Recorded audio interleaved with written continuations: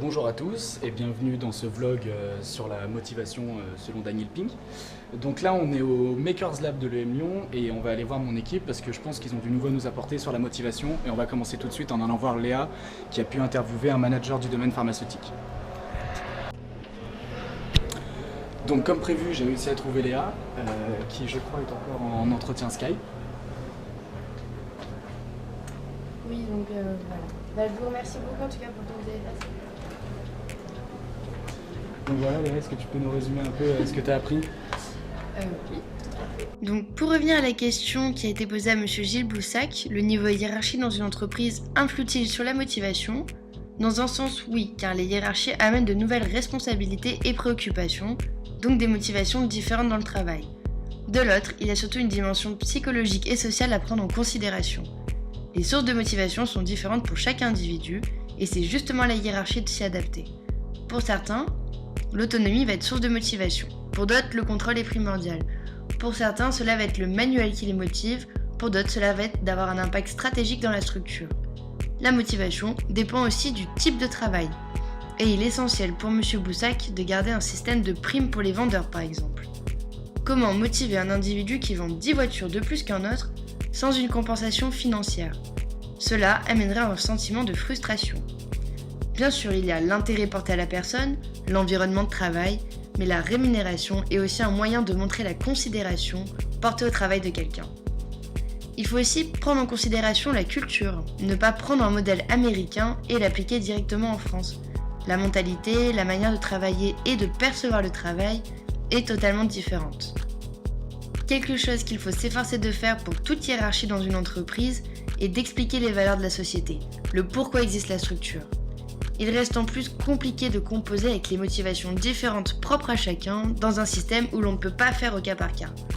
Par exemple, une personne bien plus que motivée par l'intérêt que va porter la hiérarchie sur son travail va être démotivée si une prime est accordée uniquement à un collègue du même niveau hiérarchique que lui. Il faut uniformiser les systèmes de motivation. Et à la question « Que pensez-vous de l'entreprise libérée ?», d'après M. Boussac, il faut prendre en considération les pressions extérieures à l'entreprise. Ce modèle ne peut pas s'appliquer partout.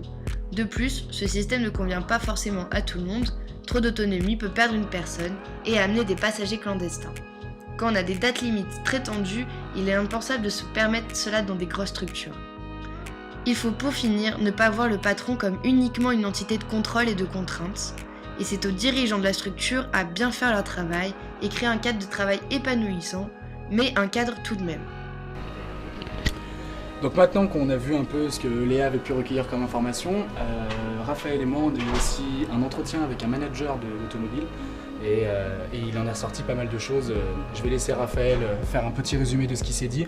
Malheureusement on n'a pas pu mettre toutes les séquences parce qu'elle était trop longue, mais le résumé vaut le détour et vous allez voir. Donc comme je vous le disais, on est parti le samedi matin avec Raphaël voir la concession Ford by My Car à Vénissieux, qui sont des anciens collègues à moi, qui est une concession dans laquelle j'ai travaillé dans le cadre de mon BTS. Et on a pu rencontrer Thibaut Delallay, le chef des ventes véhicules neufs de la concession. On a discuté avec lui un peu motivation, salaire, et donc ce qu'il en ressort, c'est que... Ouais, une discussion très intéressante. Il nous a expliqué un petit peu les ressorts de motivation qu'il utilisait au quotidien pour motiver ses vendeurs. Donc c'est encore un système qui est encore basé sur le système qu'on pourrait qualifier de 2.0, mais qui tend à évoluer vers un système de motivation 3.0. Notamment le salaire et le système de prime n'est plus l'unique préoccupation des salariés, et le bien-être au travail est également quelque chose qu'ils essaient de prendre en compte. Un autre aspect qu'il faut prendre en compte, c'est le fait qu'ils évoluent au sein d'un lieu physique et donc ils sont dépendants des horaires, ce qui fait qu'il est compliqué de mettre en place des types de management type entreprise libérée ou d'autres types que préconise Daniel Pink. Ou même du travail à la maison ou du télétravail, des choses comme ça qui ne sont pas envisageables puisqu'il y a un point de vente physique à tenir et des clients qui peuvent venir à tout heure. Voilà, exactement. On voit quand même qu'il y a une évolution, et c'est ce qui ressort de cet entretien, c'est qu'il y a une évolution en fait du mode d'accueil des personnes. Il y a 10 ans, il y a 15 ans, les gens venaient dans une concession un petit peu par hasard. Aujourd'hui, ils ont un niveau d'information beaucoup plus important. Donc c'est quelque chose que les vendeurs et le chef des ventes doit prendre en compte. Chaque personne qui rentre dans le magasin est un acheteur potentiel, donc ça met peut-être une certaine pression, mais ça change le type de relation en tout cas qu'il existe entre les clients.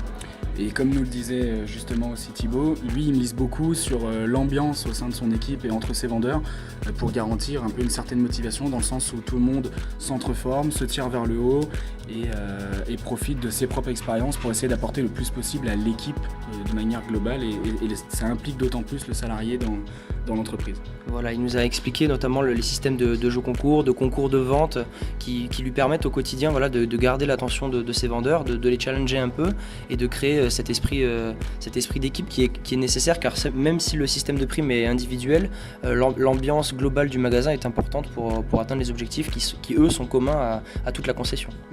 Oui, tout à fait.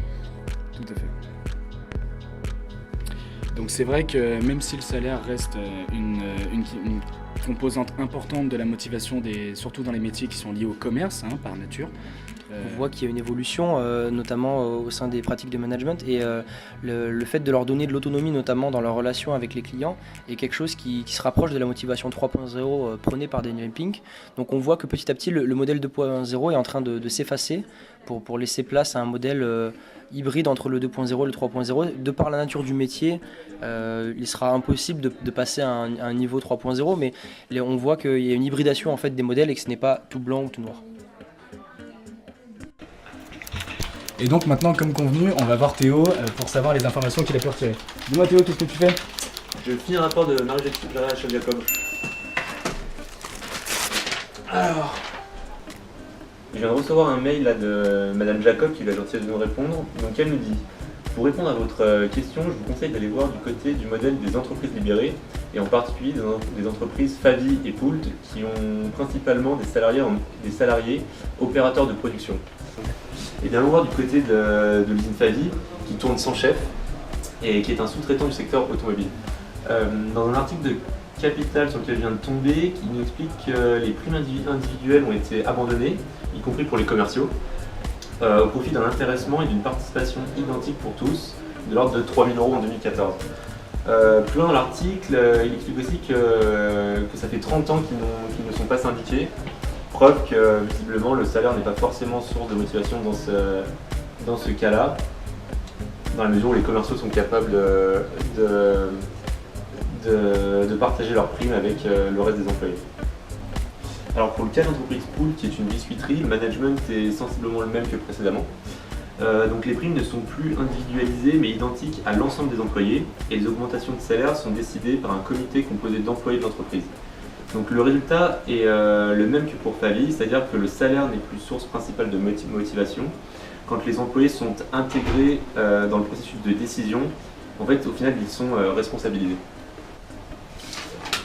Alors ensuite, cette chère Marie nous propose d'aller voir du côté de Isaac Getz, donc, qui a développé le concept d'entreprise libérée. Et elle dit qu'on pourra compléter notre analyse avec cette idée de notion de motivation intrinsèque, y compris dans les fonctions très opérationnelles. Retournons voir notre ami Isaac, qui est à l'origine du management des entreprises libérées. Explique que les salaires sont payés selon le niveau de formation et les responsabilités, et la variable est discutée au cas par cas. Donc il dit, je cite, on discute la part variable dans le cas où le salarié a réalisé des projets en plus de ses tâches habituelles, car il est normal qu'il reçoive une compensation par rapport à ses collègues qui n'aura fait que son travail personnel. Donc la différence essentielle entre la rémunération en entreprise traditionnelle et la rémunération des entreprises libérées réside dans le principe de partager des bénéfices entre l'ensemble des collaborateurs. Donc finalement, je pense que ce qu'on peut retenir de ça, c'est qu'il semblerait que le salaire n'est pas la seule source de motivation, à condition que les salariés soient intégrés au processus de décision et qu'ils se sentent investis de la réussite de leur entreprise. Voilà. Et donc nous voici de retour chez moi, parce que c'est plus simple pour enregistrer. Il y a beaucoup de choses qui ont été dites, on va essayer de faire un petit résumé. Donc on l'a vu, la motivation a différentes sources, différents facteurs, en fonction des secteurs d'activité, de la hiérarchie, et au final, avant tout et surtout, de l'humain. Car la motivation reste quelque chose qui nous est propre à chacun, et donc c'est surtout au manager de s'adapter aux gens qu'il a en face de lui, de trouver un levier pour arriver à motiver ses équipes. Et forcément, à partir du moment où il y a de l'humain, C'est toujours compliqué d'avoir une méthode prédéfinie et qui peut aller jusqu'au bout, on va dire, de tout le champ des possibles et qui peut couvrir tous les cas. C'est toujours des propos qui sont à nuancer. Thibaut, par exemple, essaye petit à petit d'amener des éléments de motivation 3.0 dans ses équipes, malgré que le salaire reste la principale source de motivation. Léa, en revanche, elle a plutôt eu un retour comme quoi le salaire n'était pas au centre des préoccupations des salariés. Et le juste milieu se trouve quelque part au milieu de tout ça, si vraiment on devait y réfléchir. Alors, aussi, on s'est dit que c'était peut-être intéressant de se demander, en termes d'ouverture par exemple, qu'est-ce qui nous avait, nous, motivés à faire notre mieux pour cette vidéo, alors qu'en ce moment on a les partiels, énormément de travail. Et en fait, c'est que ce qui en est ressorti, c'est qu'au final, on a tous pris plaisir à le faire, on a bien rigolé entre nous, il y a eu des moments super marrants, vous verrez par la suite. Et au final, on a beaucoup appris, que ce soit dans la lecture ou dans les interviews qu'on a fait, etc. Mais aussi, par exemple, il y a 24 heures, j'avais jamais ouvert un logiciel de montage. Et bon, même si ça reste, on est d'accord, du bricolage, j'ai quand même réussi à faire une vidéo et on a continué à apprendre et à essayer de faire toujours mieux et toujours plus, parce que ça fait peut-être aussi un peu partie de l'humain et c'est peut-être un facteur à prendre en compte, c'est qu'on tend à vouloir donner le meilleur de nous-mêmes pour avoir le meilleur résultat possible. Et si on va même au-delà de ça, cette soif de connaissance, c'est aussi celle qui nous pousse tous les jours à aller à l'école, à se dire qu'on fait ça pour avoir un avenir, pour avoir un poste qui nous intéresse. Et finalement, derrière tout ça se cache aussi une notion de plaisir. Finalement, prendre plaisir à faire les choses et s'épanouir dans son milieu professionnel, c'est déjà par nature un des plus gros facteurs de motivation, même qui peut rivaliser même par rapport au salaire, du moment qu'il n'y a pas d'énormes écarts. Parce qu'un employé qui est content d'aller sur son lieu de travail et de voir ses collègues, ou alors qui a un métier passionnant, il sera toujours plus productif que quelqu'un qui ne se sent pas impliqué ou au contraire qui ne voit pas d'intérêt dans la tâche qu'il a à accomplir. Donc tout ça, c'est aussi centré autour du plaisir, de l'ambiance, des gens qui gravitent autour de tout ça. Donc toute l'équipe, Raphaël, Léa, Grégoire, Aurélie, Théo et moi-même, les intervenants qui ont également pris sur leur temps. Il y a des moments où on laisse la créativité un peu s'exprimer. Voilà, sur le plan que vous voyez là, il y a quand même Grégoire qui est sous la table pour faire bouger le clavier et la feuille que Théo doit arracher pour faire croire qu'il tape à la machine à écrire. C'est quelque chose qui n'était pas prévu à la base, mais ça nous a juste fait mourir de rire.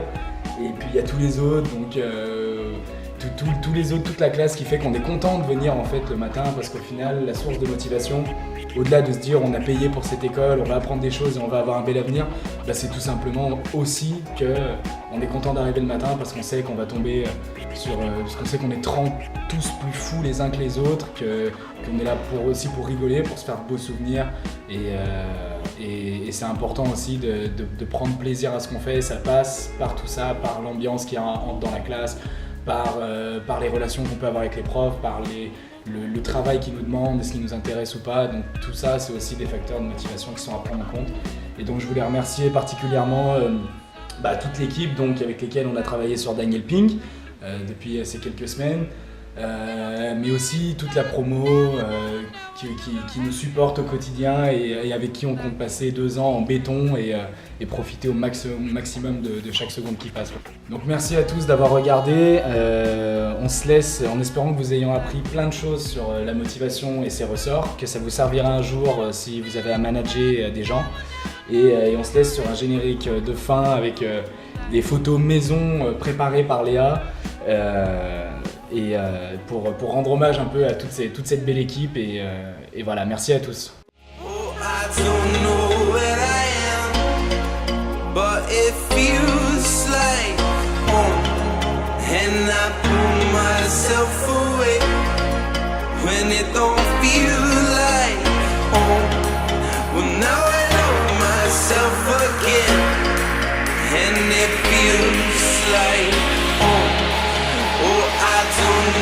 where I am, but it feels like